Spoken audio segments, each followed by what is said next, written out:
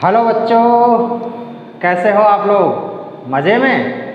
अब देखो, मैं आपका अपना राहुल छाबड़ा फ्रॉम जैन अकेडमी सिक्कर और अपना चैप्टर नंबर 3 चल रहा था। चैप्टर नंबर 3 में अपन ने ऑलमोस्ट कंप्लीट कर लिया था चैप्टर को। कुछ ही चीज़ें उसके अंदर रही थी, कुछ छोटे मोटे टॉपिक्स रह गए थे, उनको और देख लेते हैं। उनमें कोई खास चीज़ें नहीं है। टॉपिक अपना एक था heating effect of current. Heating effect of current क्या है एक्चुअल में, उस चीज़ को समझो। जैसे मान लो ये एक वायर है, ठीक है, ये मान लो एक वायर है, इस वायर में करंट फ्लो हो रही है, ठीक है, ऐसे।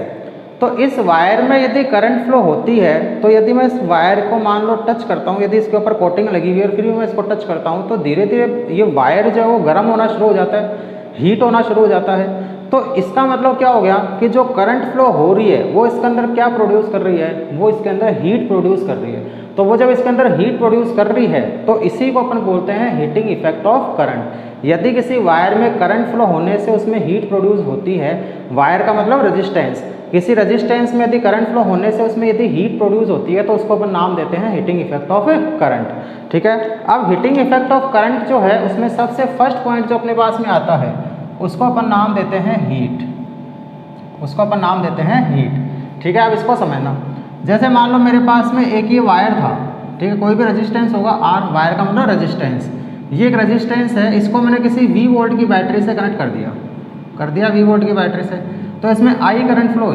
हुई। तो इस रेजिस्टेंस में I करंट फ्लो हुई, इस पर पोटेंशियल कितना गया V जितना पोटेंशियल यहाँ था वो सारा की सारा इस पर चला जाएगा, और कुछ तो है नहीं, ये सारी चीज़ अपन देख चुके हैं।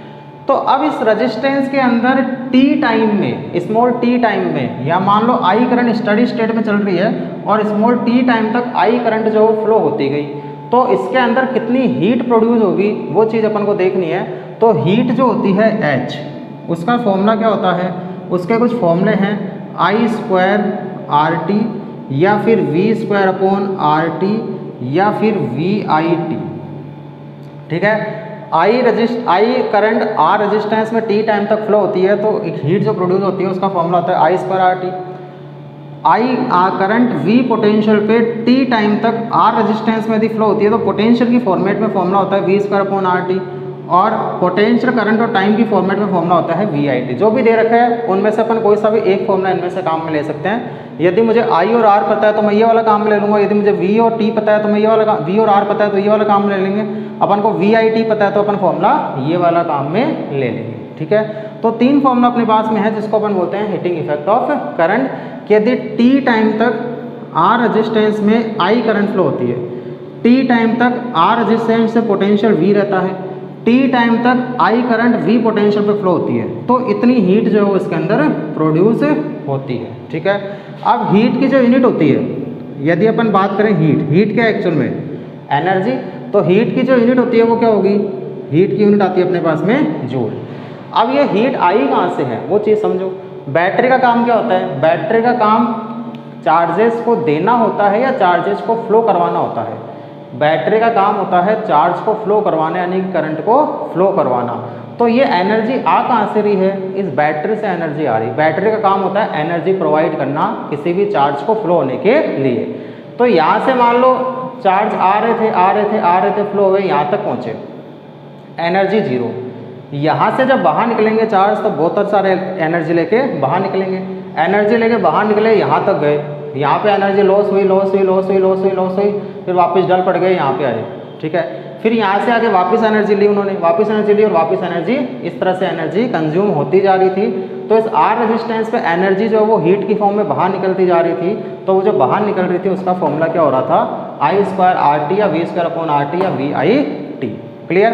तो ये अपने पास में हीट का फॉर्मूला आता है और इसकी यूनिट क्या आती है, जूल। ये तो इसकी एस यूनिट है, सीजीएस यूनिट क्या हो जाएगी इसकी, कैलोरी, ठीक है। अपन जानते हैं हीट की यूनिट सीजीएस यूनिट क्या होती है, कैलोरी। तो ये तो अपने पास में हीट आ गया। सेकंड अपने पास में आती है पावर, ठीक है। पावर क्या होता है कि किसी भी सोर्स ने पर सेकंड कितना वर्क किया है, टी टाइम तक तो कितना वर्क किया, जितनी एनर्जी लॉस हुई उतना ही तो वर्क किया है इसने, तो टी टाइम तक तो उसने इतना वर्क किया, ठीक है। पर सेकंड कितना किया, यानी कि पावर जो होती है, power is the rate of loss of heat bye a source in A second, ठीक है। किसी भी सोर्स के कारण टी पर सेकंड कितनी एनर्जी लॉस हो रही है या कितनी एनर्जी डेवलप हो रही है, उसी को अपन नाम क्या देते हैं, उसका पावर। तो पावर का फॉर्मूला क्या हो गया, एनर्जी पर सेकेंड हो जाएगा। तो एनर्जी पर सेकेंड यानी कि वर्क पर सेकेंड बोल दो या हीट पर सेकेंड बोल दो, क्योंकि जितना हीट प्रोड्यूस हो रही है उतना ही तो ये वर्क कर रहा है। समझ में आ रही चीज़ भी, ये वर्क कर रही है बैटरी तभी तो इसके अंदर हीट बन रही है, हीट प्रोड्यूस हो रही है। तो जितना ये वर्क कर रही है उतनी ही इसके अंदर हीट प्रोड्यूस हो रही है। तो मैं बोल सकता हूँ power equals to work upon time, और जितना वर्क हुआ उतनी हीट प्रोड्यूस हुई यानी कि H अपॉन टी। अब वैल्यू पुट कर दो H की, H के फॉर्मूले हैं, T से डिवाइड करेंगे तो T सब में कैंसिल हो जाएगा। तो पावर का फॉर्मूला क्या क्या बनेंगे, पावर का फॉर्मूला एक तो बनेगा VI, एक बनेगा I स्क्वायर R और एक बनेगा V स्क्वायर अपॉन R। ये जो फॉर्मूले अपने पास में आते हैं, ये फॉर्मूले अपने पास में आते हैं पावर के फॉर्मूले। समझ में आ रही चीज़। तो पावर क्या है, power is the rate of doing work. अपन ये तो जानते हैं रेट ऑफ डूइंग वर्क, ठीक है, कि पर सेकंड कितना वर्क कर रही है। तो बैटरी टी टाइम तक कितना वर्क कर रही है, इतना वर्क कर रही है, तो पर सेकंड कितना करेगी, टी से डिवाइड कर देंगे। तो इतना वर्क जो है यानी कि इतनी पावर जो है पर सेकंड इस बैटरी से कंज्यूम हो रही है, ठीक है। अब यदि पावर की यूनिट की बात करें, यदि अपन यूनिट ऑफ पावर की बात करें तो इसको समझो कि यूनिट क्या होगी पावर की। पावर की जो SI यूनिट होती है वो तो अपन सब जानते हैं क्या हो जाएगी, जूल पर सेकंड। भी वर्क अपॉन टाइम है यानी कि जूल पर सेकंड। या फिर इसको एक और नाम देते हैं क्या, इसको एक और नाम दिया जाता है वाट, ठीक है। इसकी ये तो इसकी SI यूनिट है। एक इस पावर की क्या आती है, कॉमर्शियल यूनिट आती है। कॉमर्शियल यूनिट जानते हो पावर की क्या होती है, पावर की कॉमर्शियल यूनिट होती है हॉर्स पावर, जिसको अपन डिनोट करते हैं HP से। सुना है HP, ठीक है, HP जो अपनी मोटरें आती है 1 HP, 2 HP, 3 HP, ये सब क्या है, पावर की यूनिट है हॉर्स पावर। और 1 हॉर्स पावर जो होता है यानी कि 1 HP जो होता है वो याद रखना है 746 वाट। इसका मतलब समझ में आता है क्या होता है, 746 वाट का मतलब क्या हुआ, मैं ये बोल सकता हूँ 746 को मैं क्या बोल सकता हूँ, वाट को अपन हटाएं तो क्या बोलेंगे 746 जूल पर सेकेंड। यानी कि ऐसा इंस्ट्रूमेंट है जो 1 सेकंड में कितनी एनर्जी ले रहा है, 746 जूल एनर्जी कंज्यूम कर रहा है। तो अपन जितना ज़्यादा हॉर्स पावर की मशीन लेते हैं वो उतनी ही ज़्यादा पावर लेती है और अपना बिजली का बिल उतना ही ज़्यादा आता है, अपन जानते हैं। तो जितना ज़्यादा हॉर्स पावर होगा, जैसे ये क्या है, ये 1 HP है, ठीक है, यानी कि 1 सेकंड में 746 जूल एनर्जी कंज्यूम करता है। 2 HP की लेंगे, 3 HP की लेंगे, 4 HP की लेंगे तो उसके अकॉर्डिंग इससे मल्टीप्लाई कर देंगे। जैसे मान लो मेरी मशीन जो है वो 2 HP की है, तो 2 HP होने का मतलब 746 इंटू 2 अप्रॉक्सीमेटली कितना हो जाएगा 1500, अप्रॉक्सीमेटली 1500 जूल एनर्जी जो वो पर सेकंड वो कंज्यूम करेगी। समझ में आ रही चीज़। तो ये अपने पास में पावर की SI यूनिट और कॉमर्शियल यूनिट निकल के आती है। नेक्स्ट अपने पास में जो टर्म आती है जिसको अपन नाम देते हैं इलेक्ट्रिकल या इलेक्ट्रिक एनर्जी। इलेक्ट्रिक एनर्जी कुछ ही नहीं है, जो एनर्जी इसने दी है, जो हीट ये दे रहा है वही क्या एक तरह की इलेक्ट्रिकल एनर्जी है। अभी एनर्जी ये दे रहा है कौन सी, इलेक्ट्रिकल एनर्जी, वो किस में कन्वर्ट हो रही है, हीट एनर्जी में कन्वर्ट हो रही है। तो इलेक्ट्रिक एनर्जी का जो फॉर्मूला आएगा वो भी सेम ही आएगा, VIT या फिर V स्क्वायर अपॉन RT या फिर I स्क्वायर RT। ये अपने पास में क्या आता है, इलेक्ट्रिकल एनर्जी का फॉर्मूला निकल के आता है। समझ में आ रही चीज़। तो इलेक्ट्रिकल एनर्जी क्या है, it is the energy given by a source to the resistance for time T, ठीक है। T टाइम तक इस सोर्स ने इस रेजिस्टेंस को जितनी एनर्जी दी है उस एनर्जी को ही अपन नाम क्या देंगे, इलेक्ट्रिकल एनर्जी। और इसका फॉर्मूला ये आएगा VIT या V स्क्वायर अपॉन RT या I स्क्वायर RT। इसकी यूनिट की बात करेंगे तो वही क्या है, एक तरह की एनर्जी है, एनर्जी यानी कि वर्क। तो इसकी जो SI यूनिट होती है वो तो क्या होगी, वही क्या आएगी अपने पास में, जूल। अब इसकी आती है एक CGA कॉमर्शियल यूनिट। यदि मैं एनर्जी की कॉमर्शियल यूनिट की बात करूं तो ये याद रखना है, इसकी जो कॉमर्शियल यूनिट होती है वो होती है board of trade unit, board of trade unit, जिसको अपन शॉर्ट में नाम देते हैं BTU, board of trade unit. अपने जो घरों में बिजली के बिल आते हैं, तुमने देखा होगा अपन ऐसे बोलते हैं कि इस महीने जो है 200 यूनिट बिजली खर्च हुई है, इस महीने 500 यूनिट बिजली खर्च हुई है, इस महीने 1000 यूनिट बिजली खर्च हुई है। तो वो यूनिट क्या है, वो एक्चुअल में बोर्ड ऑफ ट्रेड यूनिट है, जिसको अपन शॉर्ट में क्या बोल देते हैं, यूनिट। एक्चुअल में वो बोर्ड ऑफ ट्रेड यूनिट है। अब बोर्ड ऑफ ट्रेड यूनिट कैसे मेजर होती है, ये अपन बोलते हैं कि जैसे मान लो 100 यूनिट जो है वो बिजली खर्च हुई और 1 यूनिट का खर्चा कितना आता है, अप्रॉक्सीमेटली अपन 7 रुपीज़ मानते हैं। तो बिजली कितने की खर्च हो रही है अपने 700 रुपये की एक महीने में, ठीक है। तो वो बोर्ड ऑफ ट्रेड यूनिट ही है। तो 1 BTU कैसे निकाला जाता है? 1 BTU को समझना कि 1 BTU क्या चीज़ है। 1 BTU अपन बात कर रहे हैं 1 BTU। 1 BTU क्या चीज़ है? जैसे मान लो मेरे पास में ये बल्ब है, ठीक है। बल्ब कितने का? 1000 वोल्ट का, यानी कि 1 किलोवाट का। 1 किलोवाट के बल्ब को यदि मैं 1 ओवर तक जला के रखूँ, 1 किलोवाट के बल्ब को यदि मैं 1 ओवर तक जला के रखूँ, तो इसमें जितनी एनर्जी कंज्यूम होगी वो कितनी होगी? 1 BTU के इक्वल होगी, 1 बोर्ड ऑफ ट्रेड यूनिट के इक्वल होगी। Energy consumed by 1 kilowatt bulb या 1 किलोवाट एपरेटस इन ए 1 ओवर।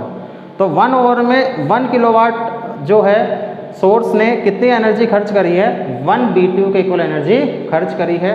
तो अपन को ये पता चल गया कि 1 BTU जो होगा, सोर्स कितने का? 1 किलोवाट का। तो पावर कितनी हो गई? 1 BTU कितना हो गया? पावर तो 1 किलोवाट यानी कि 1000 वाट, ठीक है। पावर का एनर्जी का फॉर्मूला क्या होगा? एनर्जी का फॉर्मूला अपन यही तो बोलेंगे भी, एनर्जी का फॉर्मूला क्या होता है? P/T। तो पावर तो कितनी है? पावर कितनी है? 1 किलोवाट। और कितने टाइम तक? सॉरी, एनर्जी का फॉर्मूला क्या हो गया? उल्टा बोल दिया अपन ने। एनर्जी का फॉर्मूला हो जाएगा P/T, ठीक है।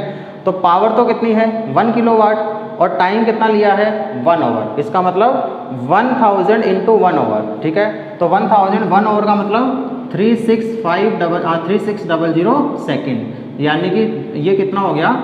ये हो गया वॉट इंटू सेकेंड, ठीक है। तो 1 BTU कितना हो गया? 1000 watt into 3600 second. Watt into second क्या हो जाएगा? वॉट इंटू सेकेंड क्या होता है? वॉट इंटू सेकेंड जूल, ठीक है। तो इसका मतलब मैं बोल सकता हूँ कि 1 BTU जो होता है, 1 BTU कितना हो जाएगा? इसको आगे सोल्व कर लो। 3.6 इंटू 10⁻⁶ जूल इंटू सेकेंड, यानी कि 1 BTU जो होता है बोर्ड ऑफ ट्रेड यूनिट, वो बोर्ड ऑफ ट्रेड यूनिट क्या हो जाएगी? एनर्जी अपने पास में है तो एनर्जी जो आ जाएगी, सॉरी वॉट इंटू सेकेंड, ये क्या हो जाएगा? What into second. या फिर मैं बोल सकता हूँ 1 BTU जो होगा, वॉट इंटू सेकेंड क्या होता है? जूल, वो हो जाएगा 3.6 इंटू 10⁻⁶ जूल। इसका मतलब एक यूनिट जो अपनी खर्च होती है, जो 7 रुपये अपने लगते हैं, उसमें कितनी एनर्जी खर्च होती है? 3.6 इंटू 10⁻⁶ जूल एनर्जी जब खर्च होती है तब जाके अपनी 1 यूनिट बनती है, यानी कि 7 रुपये की बिजली खर्च होती है। यानी 7 रुपये की बिजली कब खर्च होगी? कि 1 किलोवाट का बल्ब जो है वो 1 घंटे तक जलाने में जितनी एनर्जी कंज्यूम कर लेगा, उस एनर्जी को ही नाम क्या देंगे अपन? 1 BTU नाम देते हैं। क्लियर है? तो ये छोटे छोटे टर्म्स थे। एक तो अपने पास में हीट आया, हीट का फॉर्मूला ये। एक अपने पास पावर आया, पावर क्या होता है? Rate of doing work, work upon time, यानी कि हीट अपॉन टाइम, यानी कि ये फॉर्मूले आ जाएंगे। और एक अपने पास में इलेक्ट्रिक एनर्जी के फॉर्मूले आए। इलेक्ट्रिक एनर्जी का फॉर्मूला क्या होगा? वही पावर इंटू टाइम, यानी कि ये सारे फॉर्मूले आ जाएंगे। ये इसकी ऐसा यूनिट हो गई, कॉमर्शियल यूनिट होती है board of trade unit. Board of trade unit का वैल्यू जूल में कितनी आएगी? 3.6 इंटू 10⁻⁶ जूल। ये क्वेश्चन आ चुका है कई बार कि 1 BTU किसके इक्वल होता है? जूल में। तो 1 BTU जूल में किसके इक्वल हो जाएगा? 3.6 इंटू 10⁻⁶ जूल के इक्वल हो जाता है। क्लियर? तो ये तो अपने पास में सारी चीज़ें आ गई, कुछ छोटे छोटे टर्म्स है। अब देखो कुछ बल्ब से रिलेटेड चीज़ें अपन करते हैं कि बल्ब में ऐसा क्या होता है, उसको समझना, ठीक है। मार्केट से बल्ब लेने गए हो कभी? अब तो चलो LED आने लग गए। पहले मार्केट में जो बल्ब आते थे, वो बल्ब आते थे, जैसे कभी अपन बोलते थे कि 50 वाट का बल्ब दे दो, कभी अपन बोलते थे 100 वाट का बल्ब दे दो, कभी अपन बोलते थे 200 वाट का बल्ब दे दो, ठीक है। अपने घरों में जो इलेक्ट्रिक सप्लाई होती है वो कितने वोल्ट पे होती है? 220 वोल्ट पे।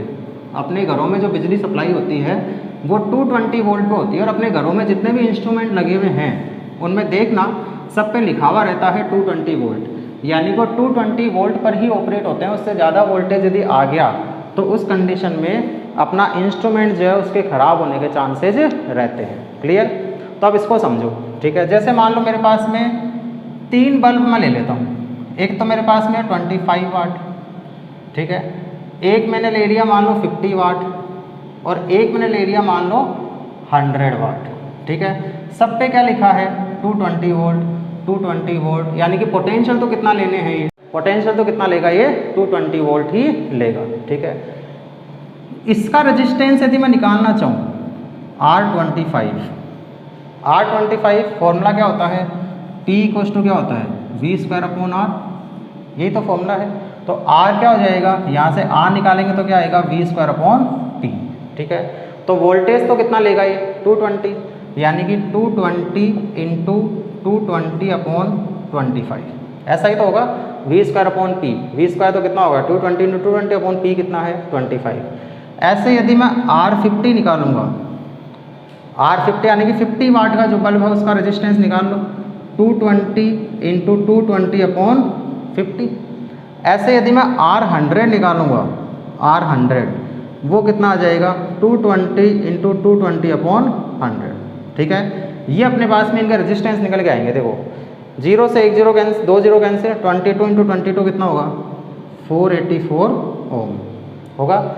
यहाँ पे देखो इसको मैं ऐसे लिख सकता हूँ भाई, ये नीचे 100 है, यहाँ 50 है, तो इसका डबल ही तो आएगा ये, यानी कितना हो जाएगा 484 का डबल, 484 का डबल होगा 968 ओम हो जाएगा।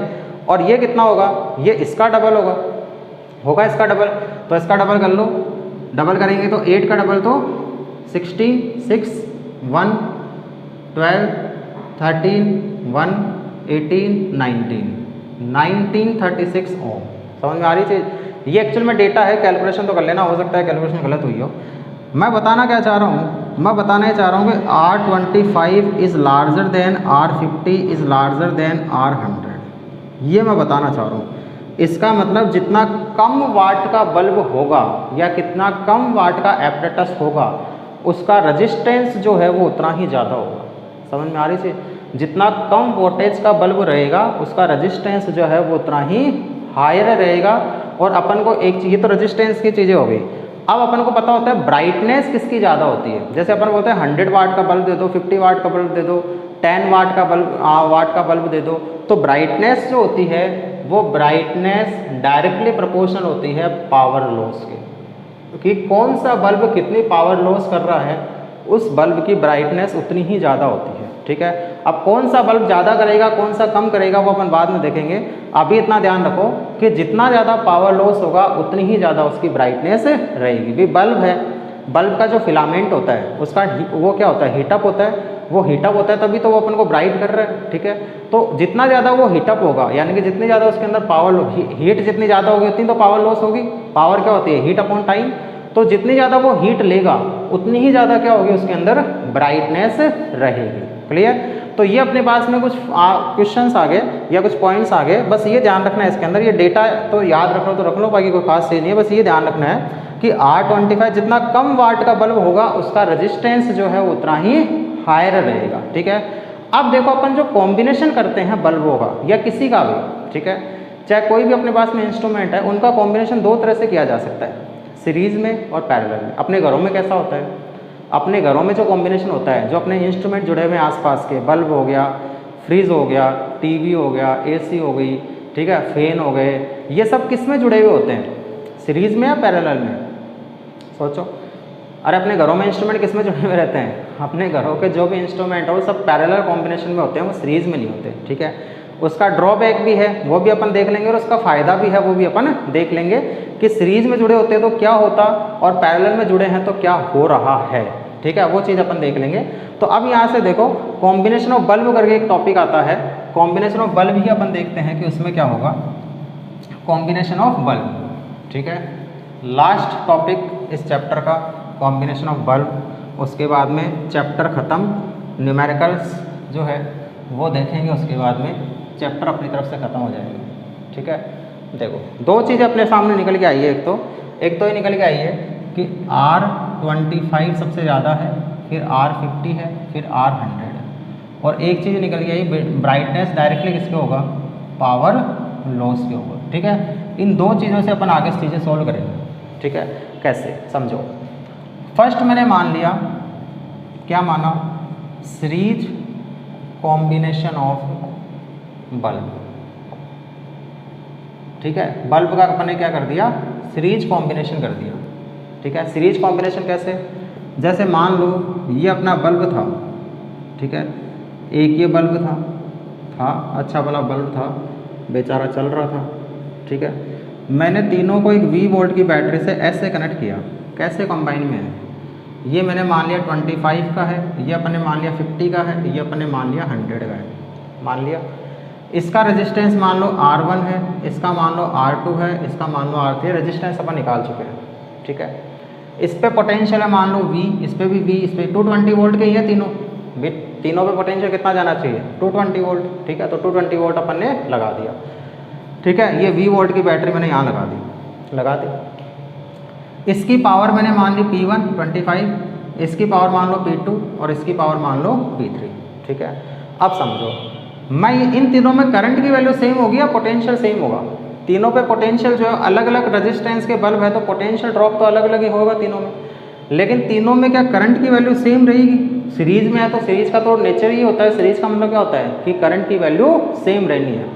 तो करंट की वैल्यू तीनों में सेम रहेगी, तो मैं करंट का फॉर्मूला लगा दूंगा। पावर क्या होता है, पावर का फॉर्मूला क्या होता है I²R, ठीक है। पावर का फॉर्मूला क्या होता है I²R। मैं ये बोल सकता हूँ यहाँ पे R1 जो होगा, जो R1 होगा वो क्या ये होगा क्या V²/P1 होगा कि नहीं होगा? V²/P1 ये क्या होगा R1, ये तो अपन निकाल चुके हैं, रेजिस्टेंस निकाले थे अभी अपन ने। ऐसे ही R2 जो होगा वो क्या होगा V²/P2, और ऐसे ही R3 जो होगा वो क्या होगा V²/P3 हो जाएगा। अब सीरीज में है तो सीरीज में जो रेजिस्टेंस होते हैं वो कैसे जुड़ते हैं R1 plus R2 plus R3, equivalent resistance निकालते हैं सीरीज में।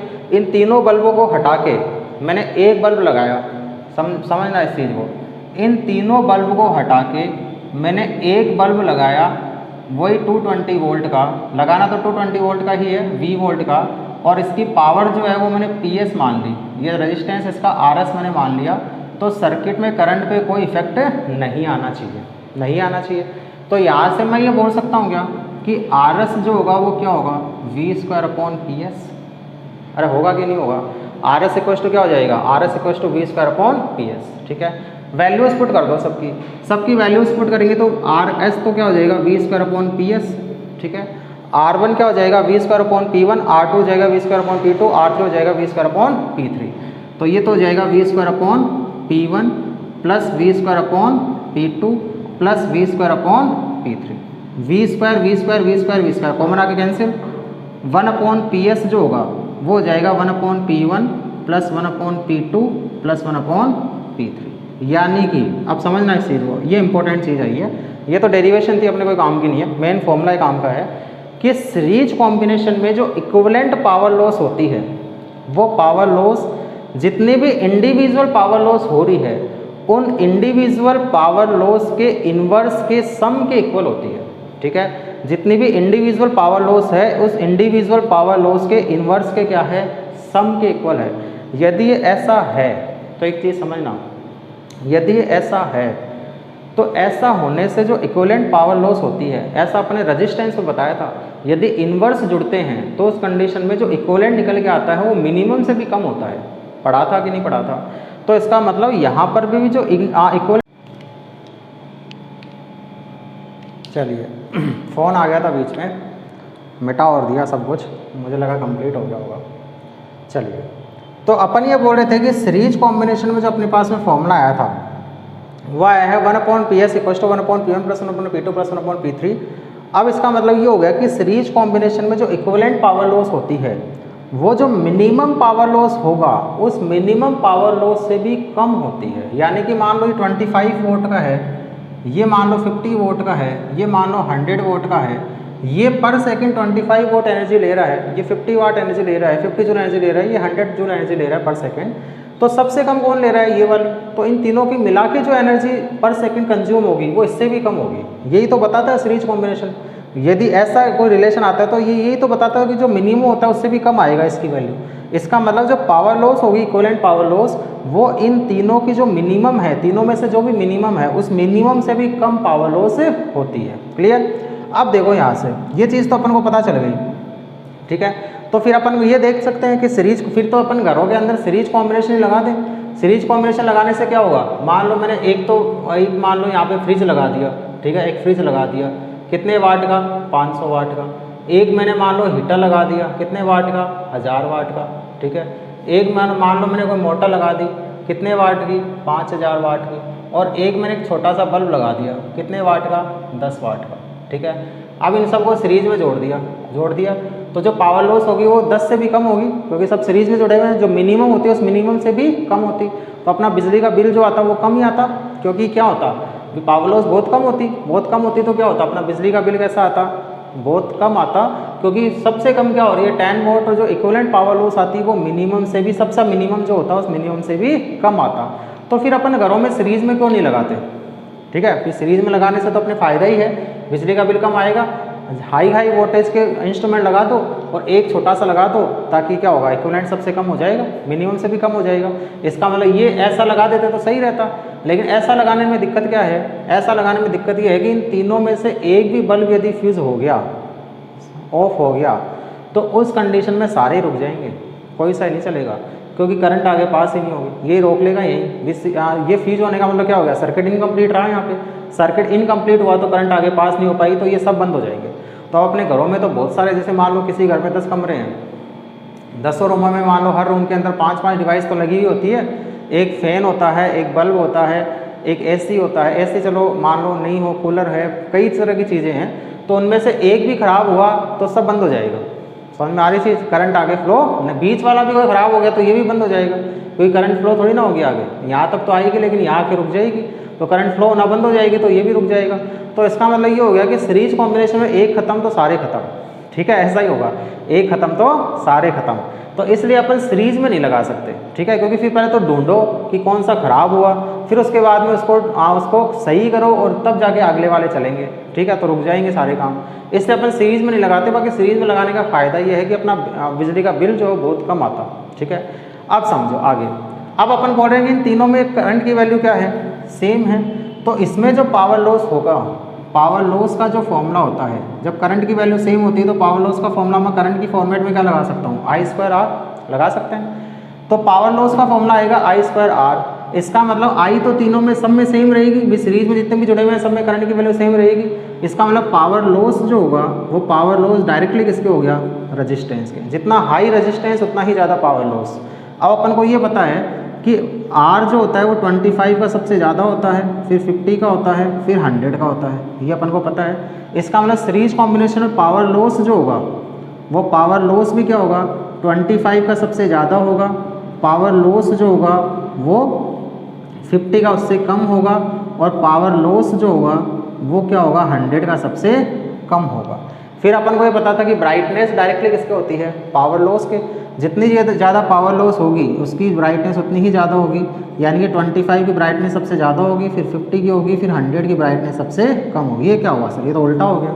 हम तो मार्केट से लेने जाते हैं तो बोलते हैं 100 वाट का दो ताकि ज़्यादा चमक पैदा हो, लेकिन यहाँ तो 25 वाट का सबसे ज़्यादा दे रहा है। हाँ, सीरीज कॉम्बिनेशन में ऐसा ही होता है। सीरीज कॉम्बिनेशन जितना कम वोल्टेज का बल्ब होता है उतनी ही ज़्यादा उसकी ब्राइटनेस होती है, ठीक है।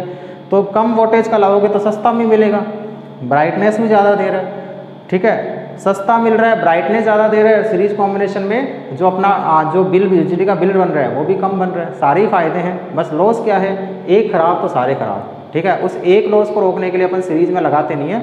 इसलिए अपने घरों में जो कॉम्बिनेशन होता है वो कैसा होता है, पैरेलल कॉम्बिनेशन में होता है, वो सीरीज कॉम्बिनेशन में नहीं लगा सकते हैं, क्योंकि एक खराब हो गया तो सारे रुक जाएंगे, ठीक है, सारे काम रुक गए, सब शट डाउन हो गया एक खराब होते ही। और घरों में इतने इंस्ट्रूमेंट लगे हुए रहते हैं, एक आधा कभी ना कभी खराब हो ही जाता है, तो एक आधा खराब हो गया तो फिर सारा शट डाउन हो जाएगा। तो हमेशा उसको सही ही करवाते रहेंगे। ऐसे तो क्या होता है, एक खराब कई दिनों तक पड़ा रहता है, मम्मी डांटती रहती है, बेटा इसको सही करवा ले, बेटा इसको सही करवा ले, बेटा इसको सही करवा ले, ठीक है, घरवाली डांटती रहती है, अरे सही नहीं करवाओगे क्या, सही नहीं करवाओगे क्या। फिर क्या होता है, लास्ट में जाके जब एकदम डांट पीट लेते हैं तब फिर हाँ यार सही करवा लेते हैं इसको, ठीक है, तब तक वो खराब ही पड़ा रहता है, क्योंकि बाकी सारे चल रहे होते हैं, ठीक है। और सीरीज में क्या होता है, एक खराब हुआ हाथों हाथ फ़ोन आ जाएगा कि ये खराब हो गया, इसको सही करवाओ, आगे के खाना नहीं बन पाएगा, मिक्सी नहीं चलेगी, ठीक है। तो इसलिए क्या होता है, फिर उसको सही करवाना ज़रूरी हो जाएगा। इसलिए अपन घरों में जो कॉम्बिनेशन होता है वो कैसा होता है, पैरेलल कॉम्बिनेशन में लगाते हैं, सीरीज कॉम्बिनेशन में नहीं लगाते हैं। तो बस ये ध्यान रखना है, सीरीज कॉम्बिनेशन में एक तो इक्विवेलेंट पावर लॉस जो होती है वो 1/PS = 1/P1 + 1/P2 + 1/P3 होती है, और पावर लॉस जो कम वोल्टेज का होता है उसमें ज़्यादा होता है, और ब्राइटनेस जो कम वोल्टेज की होती है वो ज़्यादा देती है। दिवाली के टाइम पे देखा होगा छोटी छोटी लड़ियाँ मिलती है लाइटों की, मिलती है, उनमें चमक बहुत ज़्यादा होती है कि नहीं होती? वो चमक दूर से दिखती है कि वहाँ भी इतनी इतनी ब्राइटनेस का बल्ब लगा हुआ है, इतना चमक पैदा कर रहा है। वो लड़ियाँ जो लगी है तो बल्ब तो छोटे छोटे होते हैं, वो बहुत छोटे छोटे बल्ब होते हैं, उसमें इतनी चमक कहाँ से आ जाती है? क्योंकि वो सब सीरीज में जुड़े हुए हैं, ठीक है, वो सब सीरीज में जुड़े हुए हैं। वो छोटे छोटे वोल्टेज के बल्ब है, जो जितना कम वोल्टेज का होगा उसकी ब्राइटनेस उतनी ही ज़्यादा होती है। तो क्योंकि सीरीज में जुड़े हुए हैं तो सीरीज में कम वोल्टेज का लगाएंगे तो भी ब्राइटनेस क्या होगी? ज़्यादा होगी। तो ब्राइटनेस ज़्यादा होगी इसलिए अपन बोलते हैं कि वहाँ पे चमक ज़्यादा होती है। लेकिन उसमें एक ड्रॉबैक हो गया, एक बल्ब खराब पूरी लड़ी खराब। होता है ऐसा कि उसमें से एक बल्ब यदि खराब हो गया तो पूरी लड़ी खराब। अपन बोलते हैं कि यहाँ इस लड़ी में से एक बल्ब यदि खत्म हो गया, खराब हो गया, तो पूरी लड़ी खराब हो जाएगी। इसलिए जो दुकानदार होता है वो क्या करता है, पहले चला के दिखाता है कि यहाँ पे देख लो ये चल रही है, ठीक है, फिर लेके जाओ।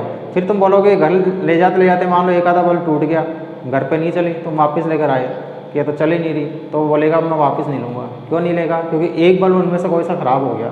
अब उसमें तो 100-150 बल्ब लगे होते हैं, तो पहले तो बल्ब ढूंढो कौन सा ख़राब हुआ है, ठीक है। एक ख़राब हो गया, अब वो पूरी लड़ी ख़राब हो गई, अब वो कोई काम की नहीं रही, ठीक है। इसलिए सीरीज़ का एक ड्रॉबैक केवल यही है। इसलिए अपन घरों के अंदर जो कॉम्बिनेशन लगाते हैं वो सीरीज़ में नहीं लगाते, वो किस में लगाते हैं? पैरेलल कॉम्बिनेशन में लगाते हैं, ठीक है। तो ये तो अपने पास में क्या आ गया? सीरीज कॉम्बिनेशन ऑफ बल्ब आ गया। नेक्स्ट अपने पास में आता है पैरेलल कॉम्बिनेशन ऑफ बल्ब्स, ठीक है। पैरेलल कॉम्बिनेशन ऑफ बल्ब और देख लेते हैं उसमें क्या है। उसमें कोई खास चीज़ थोड़ी ना है, जब सीरीज़ में ही कोई खास नहीं था तो पैरेलल में क्या खास होगा, ठीक है। तो पैरेलल कॉम्बिनेशन ऑफ बल्ब और देख लेते हैं, चैप्टर का लास्ट टॉपिक, ठीक है। उसके बाद चैप्टर अपना फिनिश, ठीक है, फिनिश, चैप्टर फिनिश।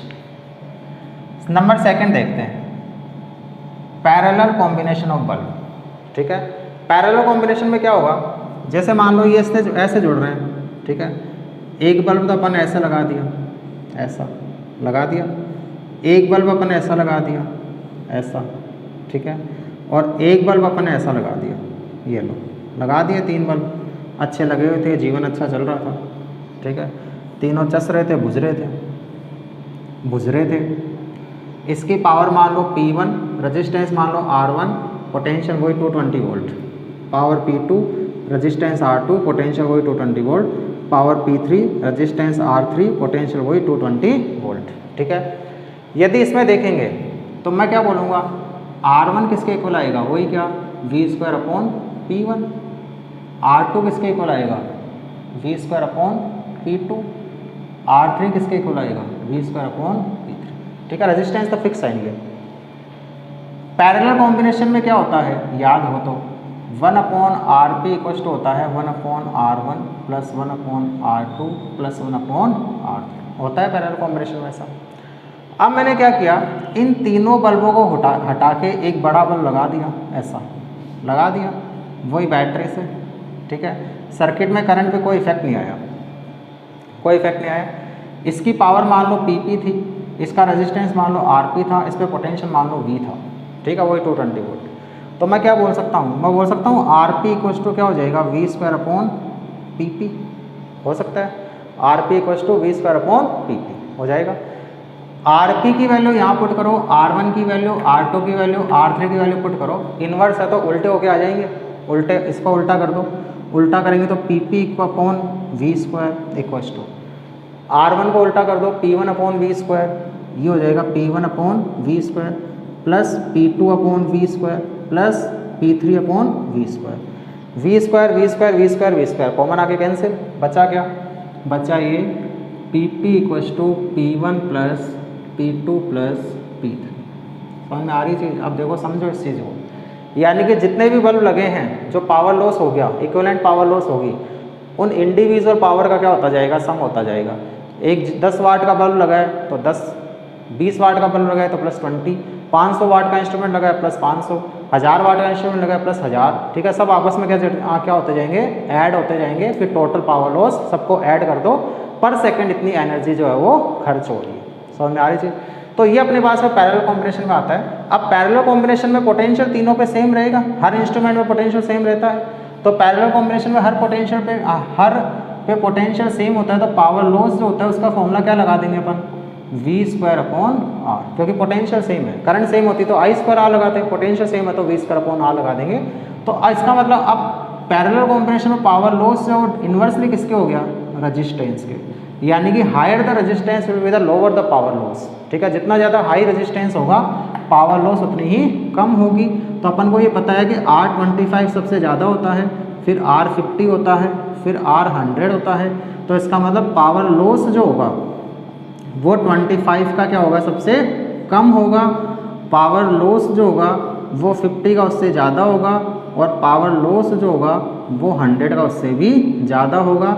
फिर ब्राइटनेस डायरेक्टली पावर लॉस की होती है, तो ब्राइटनेस 25 की सबसे कम होगी, ब्राइटनेस 50 की उससे कम ज़्यादा होगी, और ब्राइटनेस 100 की उससे भी ज़्यादा रहेगी। इसका मतलब जो ज़्यादा वोल्टेज का बल्ब रहेगा वो ज़्यादा चमकेगा, और जो कम वोल्टेज का बल्ब रहेगा वो कम चमकेगा। यही तो अपना होता है। 100 वाट का लाओगे तो ज़्यादा चमकेगा, 50 वाट का लाओगे उससे कम चमकेगा, 25 वाट का लाओगे सबसे कम चमकता है, 1000 वाट की मरकरी लगा दो बहुत ज़्यादा चमकती है। ठीक है, तो क्योंकि वो सब किस में जुड़े हुए हैं, पैरेलल कॉम्बिनेशन में अपने घरों में जुड़े हुए रहते हैं, और जिसमें रेजिस्टेंस जितना कम होता है पावर लॉस उतनी ही ज़्यादा होती है। पावर लॉस जितनी ज़्यादा होती है ब्राइटनेस उतनी ही ज़्यादा होती है। ठीक है, तो अब अपन को ध्यान क्या रखना है सीरीज कॉम्बिनेशन और पैरेलल कॉम्बिनेशन में। एक तो सीरीज कॉम्बिनेशन में जो इक्विवेलेंट पावर लॉस का फॉर्मूला आया है, ठीक है, वो आया है 1/P1 + 1/P2 + 1/P3 ऐसे।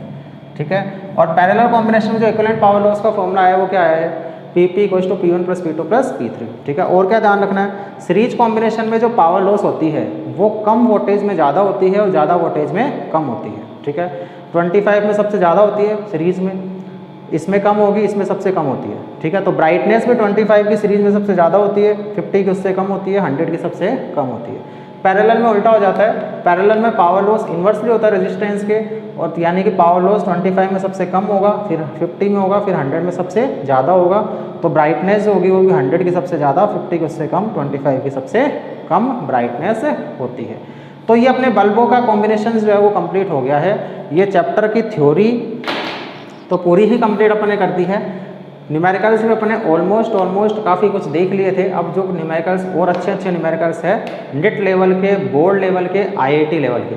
ठीक है, तो अलग अलग अपन देख लेंगे। पहले अपने बोर्ड लेवल के NCERT के क्वेश्चंस देखेंगे, उसके बाद नेट लेवल के क्वेश्चन देखेंगे, उसके बाद में अपन IIT लेवल के क्वेश्चंस देखेंगे। उससे पहले इस पे बल्बों से रिलेटेड जो क्वेश्चंस आए हुए हैं कुछ क्वेश्चंस उनको ट्राई कर लेते हैं कि वो क्वेश्चंस क्या क्या हैं अपने पास में। उसके बाद इस टॉपिक को ख़त्म करते हैं क्या है इसमें।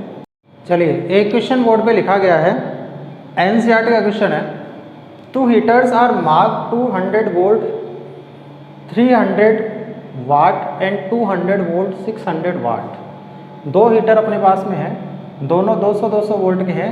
इस पे पावर 300 वाट है, इस पे 600 वाट है। If the heaters are combined in series and the combination connected to a 200 volt DC supply. जैसे मान लो मेरे पास में एक तो हीटर ये है, ये मान लो, एक तो मैंने मान लिया ये हीटर कौन सा है, फर्स्ट है। ठीक है, और एक और अपन ने मान लिया ये अपने पास में एक और हीटर है, ये अपन ने मान लिया हीटर कौन सा है, सेकंड है। इस पे भी 200 वोल्ट है, 300 वाट है, इस पे भी 200 वोल्ट है और 600 वाट है। और इन दोनों को मैंने सीरीज में कनेक्ट कर दिया किससे, 200 वोल्ट DC सप्लाई से। मैंने इसको कनेक्ट कर दिया 200 वोल्ट DC सप्लाई से। ठीक है, अब ये पूछा गया है कि which heater is produce more heat, किसमें हीट लॉस ज़्यादा होगा, जिसमें पावर लॉस ज़्यादा होगा। ये तो अपन वैसे ही बता सकते हैं। ठीक है, फिर कैलकुलेट करके भी देख लेंगे। पावर लॉस किस में ज़्यादा होता है, सीरीज में किस में पावर लॉस ज़्यादा होता है, जिसकी वोल्टेज कम होती है, जिसका रजिस्टेंस किसका ज़्यादा होता है, कम वोल्टेज वाले का। कम वोल्टेज वाला कौन सा है, 300 वाट, इसका रेजिस्टेंस ज़्यादा होगा। और सीरीज में जिसका रेजिस्टेंस ज़्यादा होता है उसकी पावर लॉस भी ज़्यादा होती है, यानी कि इसमें पावर लॉस ज़्यादा होगी, इसमें पावर लॉस ज़्यादा होगी तो इसमें हीट भी ज़्यादा प्रोड्यूस होगी। इसका मतलब ये ज़्यादा हीट देगा। ठीक है, ये तो अपन नॉर्मली इससे बता सकते हैं जो अपन ने पढ़ा है। ठीक है, ऑब्जेक्टिव होता तो मैं सीधा बोल देता 300 वाट। ठीक है, अब करके भी देख लेते हैं कैसे।